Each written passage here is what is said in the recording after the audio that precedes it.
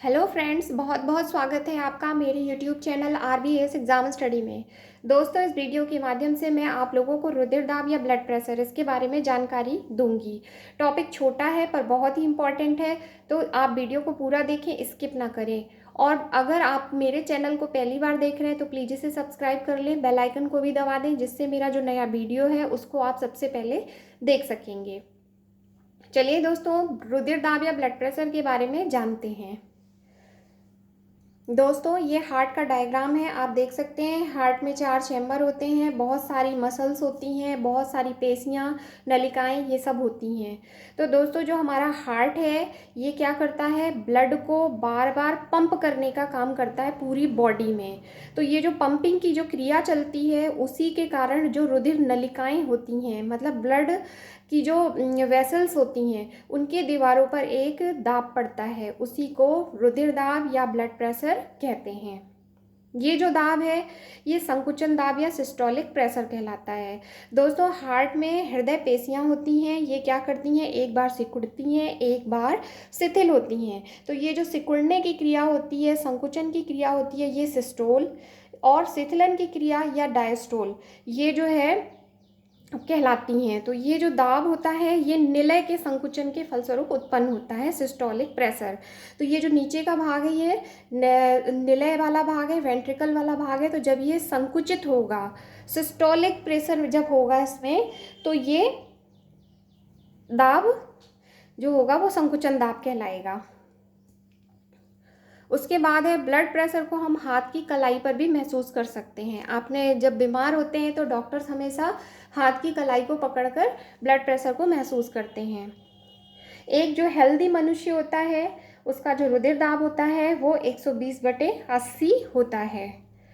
उच्च रुधिर दाब 150/90 mmHg होता है, और जो निम्न रुधिर दाब होगा वो 100/50 mmHg के करीब होगा।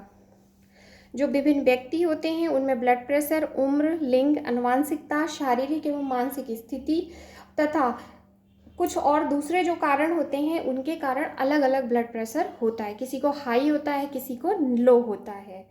दोस्तों, यहाँ पर मैं बता दूं कि जो ब्लड प्रेशर होता है इसको मापने के लिए स्फेग्मोमैनोमीटर का उपयोग किया जाता है। ये उपकरण है स्फेग्मोमैनोमीटर।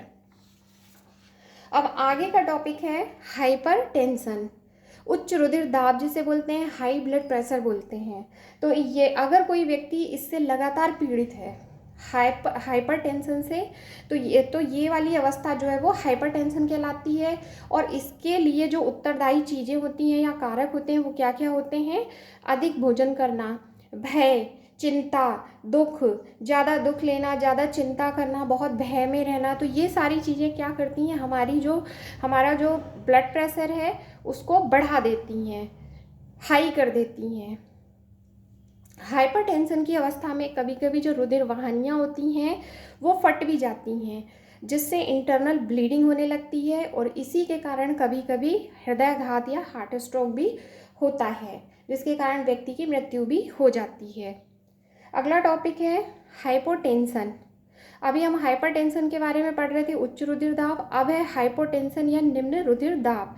अगर कोई व्यक्ति इससे पीड़ित है, तो हाइपोटेंशन की अवस्था से पीड़ित है, तो ये जो है ये अवस्था, इसमें जो रुधिर दाब होगा वो 100/50 mmHg के करीब होता है।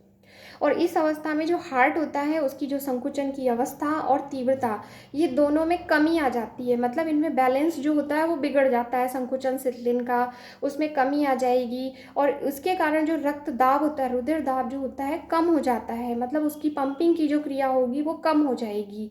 तो ये जो अवस्था होती है वो हाइपोटेंशन कहलाती है। और इसमें भी अगर ये जो निम्न रुधिर दाब है, अगर ये प्रोसेस बहुत समय तक चलती है तो इसमें भी रोगी की मृत्यु हो सकती है।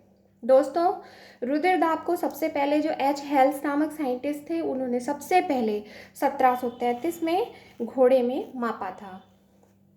दोस्तों, अगर आपको मेरा टॉपिक अच्छा लगा हो तो प्लीज़ इसे लाइक करें, शेयर करें।